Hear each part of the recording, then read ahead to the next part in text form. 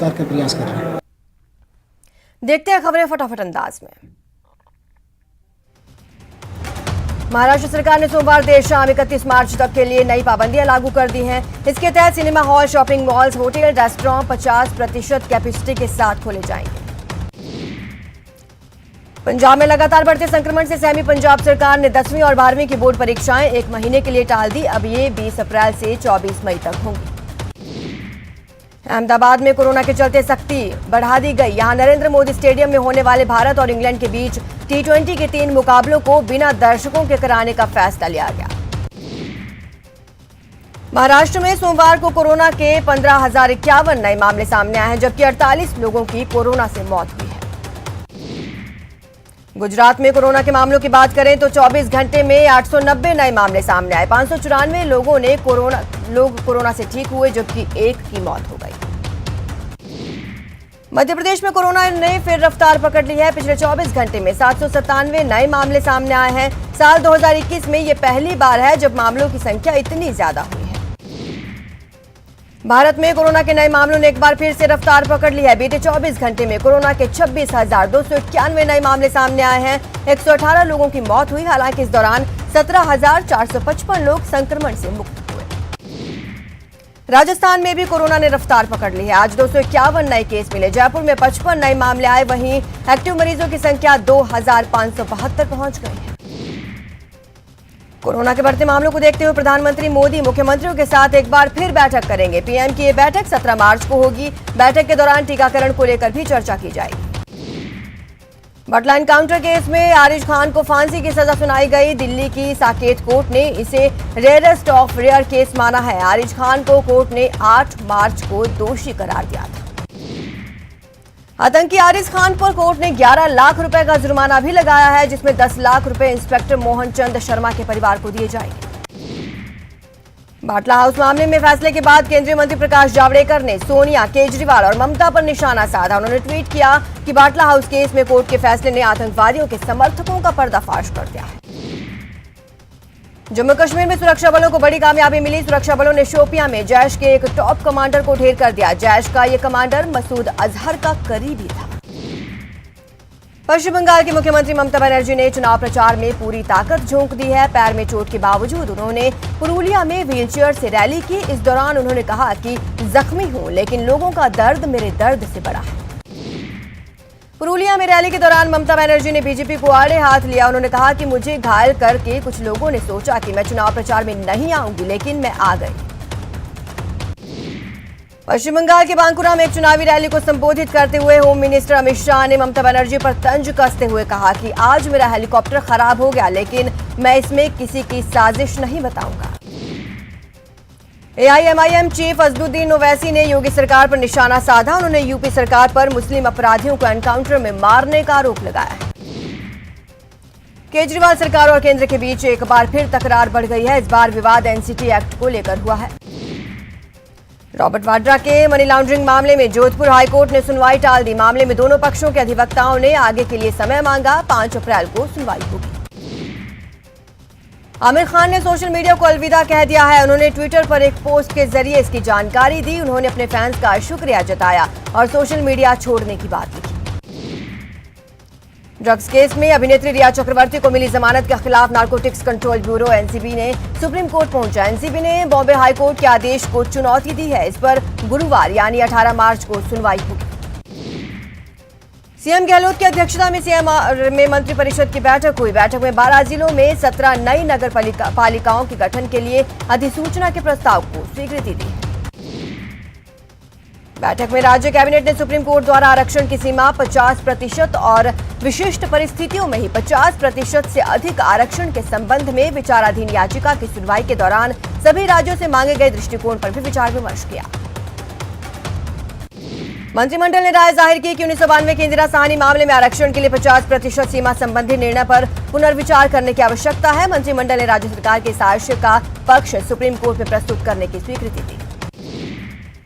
Cabinet ने बैठक में मैसर्स SBI रिन्यूएबल्स 10 प्रोजेक्ट्स के 2 प्लांट की स्थापना के लिए भूमि आवंटित करने के प्रस्ताव को मंजूरी दी। इस निर्णय से प्रदेश में पवन ऊर्जा का उत्पादन बढ़ेगा। दिल्ली में लोकसभा स्पीकर ओम बिरला ने आईपीयू अध्यक्ष दुआर्ते पचेको से मुलाकात की। बिरला और दुआर्ते के बीच अनेक विषयों पर चर्चा हुई। झुंझुनू में मेघालय के राज्यपाल सतपाल मलिक ने किसान आंदोलन को लेकर कहा कि वे प्रधानमंत्री से अपील करते हैं कि किसान आंदोलन को जल्द समाप्त करवाया जाए।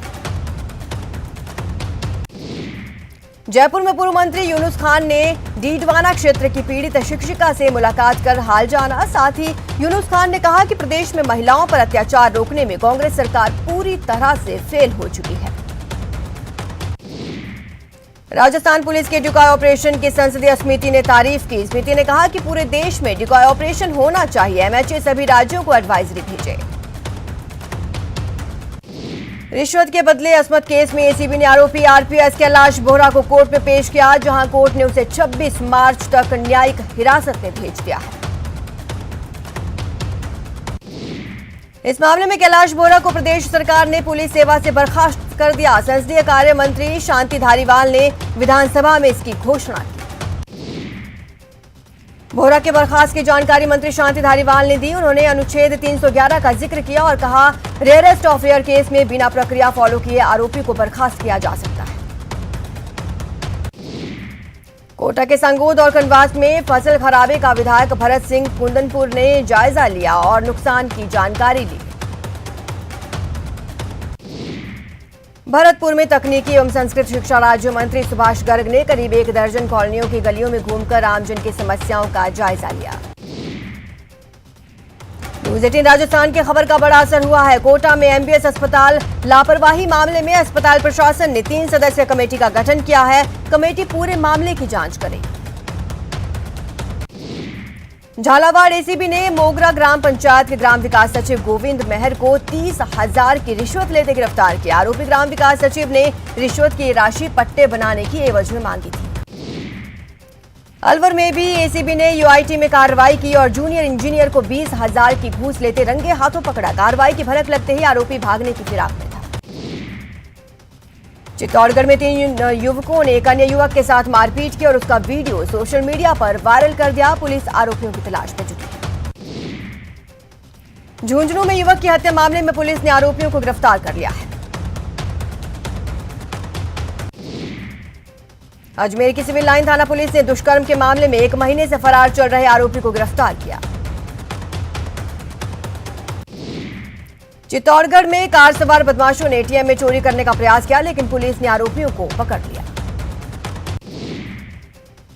दौसा में ट्रैक्टर चोरी के आरोपी को पुलिस ने 1 घंटे के अंदर गिरफ्तार किया। आरोपी के पास से ट्रैक्टर बरामद कर लिया गया है।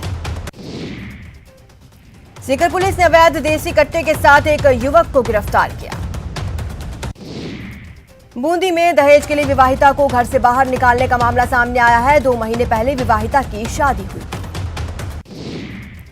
चूरू के रतनगढ़ में एक महिला ने फांसी लगाकर जान दे दी। 3 साल पहले महिला के पति की हादसे में मौत हो गई थी। उदयपुर में एक महिला ने अपने 6 साल के बच्चे के साथ कुएं में कूदकर जान दे दी। पुलिस ने मामला दर्ज कर जांच शुरू कर दी है। बूंदी में नारकोटिक्स विभाग ने 2 दुकानों पर छापा मारकर अवैध नशीली गोलियां बरामद की। चूरू में खेत में बकरी चराने को लेकर एक भाई ने अपने भाई पर कुल्हाड़ी से हमला कर दिया। हमले में भाई घायल हो गया। उदयपुर पुलिस ने नकली थानेदार बनकर रुपए ऐंठने के आरोप में पूर्व विधानसभा प्रत्याशी को गिरफ्तार किया है। कोटा में रिश्वतखोर पूर्व कलेक्टर इंद्र सिंह राव की जेल अवधि कोर्ट ने 26 मार्च तक बढ़ा दी है। कोटा में नाबालिग के साथ गैंगरेप के मामले में 6 और आरोपियों को पुलिस ने गिरफ्तार किया। पुलिस अब तक इस मामले में 16 आरोपियों को गिरफ्तार कर चुकी है। हनुमानगढ़ टाउन बस स्टैंड में दिन दहाड़े गोल्ड फाइनेंस कंपनी में लूट से हड़कंप मच गया। घटना मणप्पुरम गोल्ड लोन कंपनी के टाउन बस स्टैंड स्थित कार्यालय में हुई। बाराकेटू थाना क्षेत्र में महिला के साथ गैंगरेप का मामला सामने आया। पीड़िता को गंभीर हालत में अस्पताल भेजा गया। पीड़िता अपने पति और बहन के साथ बाइक से कामखेड़ा बालाजी के दर्शन करने गई थी। अजमेर में शातिरों ने एटीएम में एक शख्स का डेबिट कार्ड बदलकर 20,000 रुपए पर हाथ साफ कर दिया, जिसके बाद पीड़ित ने कृष्णगंज थाने में मामला दर्ज कराया। पुलिस मामले की जांच में जुटी है। जोधपुर ने महिला से बैग लूटने के 2 आरोपियों को गिरफ्तार करने में जोधपुर पुलिस ने सफलता हासिल की। इन लुटेरों के पास चोरी की 2 बाइक्स बरामद हुई। चूरू के सुजानगढ़ में 2 दिन पहले घर से ट्रैक्टर चुराने वाले बदमाश सीसीटीवी में कैद हो गए। 3 बदमाश बाइक पर सवार होकर आते हैं, ट्रैक्टर लेकर फरार हो जाते हैं। कोटा की वल्लभबाड़ी कॉलोनी में एक बदमाश लूट करने के इरादे से घर में जा घुसा। वहीं महिला चोर की आहट सुनकर जोर जोर से चिल्लाने लगी, जिसके बाद चोर दीवार फांदकर फरार हो गया। दौसा में एक कार चालक की दादागिरी का मामला सामने आया है। चालक ने पेट्रोल पंप पर 4000 का पेट्रोल भरवाया और कार भगाकर वहां से फरार हो गया।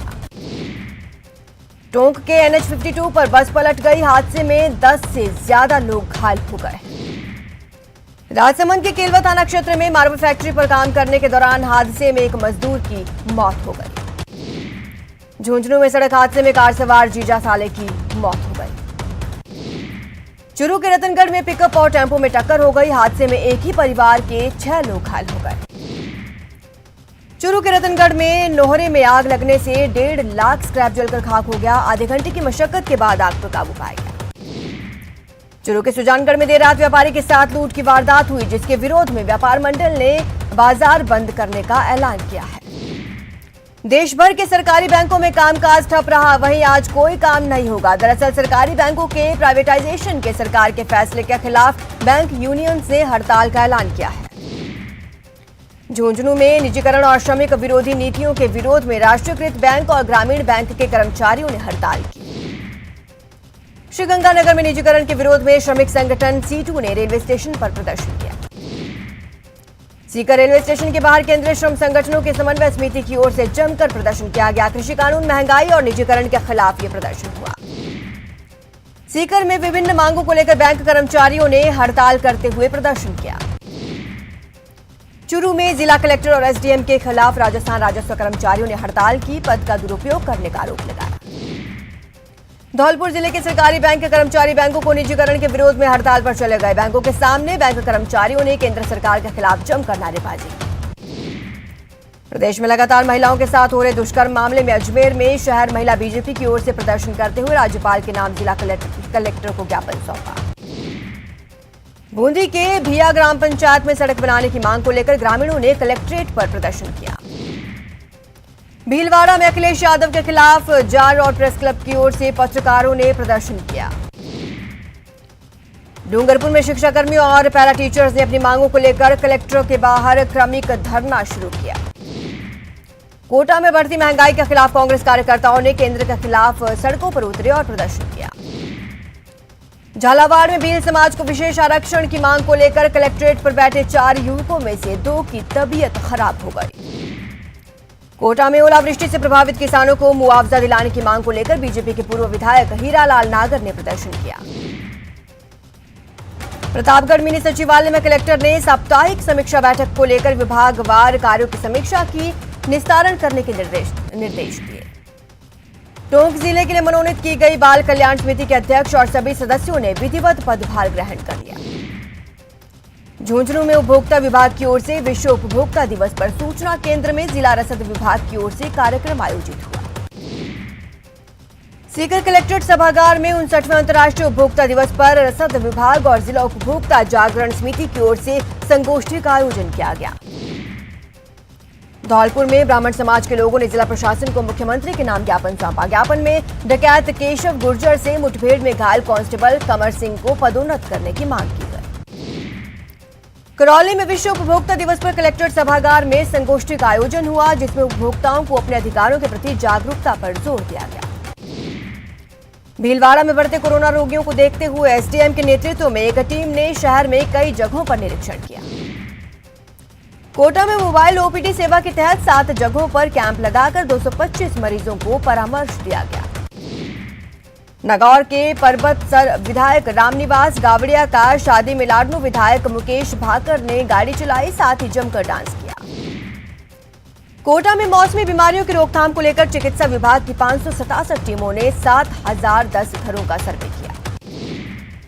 कोटा में 104 साइट्स पर कोविड टीकाकरण सेशन आयोजित हुए। इनमें 3949 लाभार्थियों को पहली डोज लगी, जबकि पहली डोज के 28 दिन पूरे कर चुके।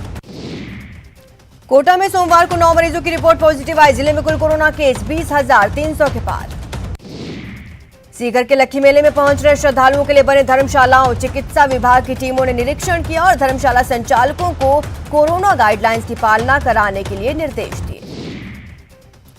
सीकर के लक्ष्मणगढ़ कस्बे में फाग उत्सव कार्यक्रम का आयोजन किया गया। कार्यक्रम में ढप और चंग की थाप पर धमाल प्रस्तुति दी गई।